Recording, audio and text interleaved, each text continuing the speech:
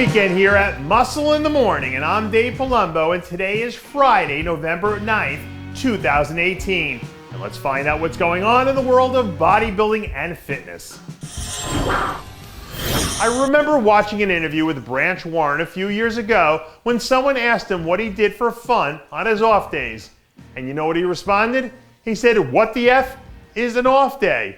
And I think right now that pretty much sums up the approach Shawn Rhoden is taking in his first few months wearing the Olympia crown.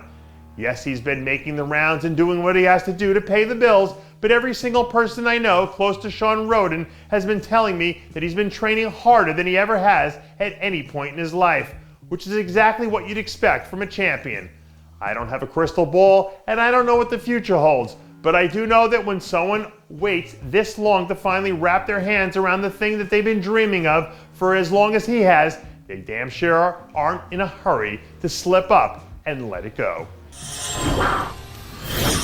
Once upon a time, a major injury in sports was basically a career death sentence that cut down plenty of great athletes right there in the peak of their prime. But this is 2018. Doctors aren't just in there playing whack-a-mole anymore. And that's why guys like Tino Harris can bounce back looking even better than they did before. After being forced to sit out his entire 2018 campaign following an off-season surgery, the former USA champ announced this week that he was officially back in prep mode. Word from the Harris camp is that they're sitting somewhere in the ballpark of 224 pounds right now and feeling like they're ready to come out and attack the early part of the 2019 schedule. Even though he gives up some size to some of the bigger guys in the division, Tino's got those super round muscle bellies that can make him a serious threat if he's on. So if he can pick his shows correctly, he has a chance to make a real impact during the first quarter of next year. Here's a pro tip for you. If you want to build real long-term wealth and not be living by the skin of your teeth forever, learn how to invest in things that appreciate in value. Take former 202 Olympia champ David Henry, for example. He's been investing in the personal bodybuilding portfolio for the better part of 2 decades now. And I'll be damned if he isn't sitting on a nice little nest egg right about now. A few weeks out from his plane trip to the Japan Pro, the OG Giant Killer is looking as good as we've seen him all year long. And when you consider the fact that he's heading into that show looking to cash out on the 2018 season, it's awfully hard to imagine anyone else coming in there and stopping him from getting the win. Dave Palumbo's rule number 88 for life and bodybuilding goes like this. Just don't do something for the sake of doing it.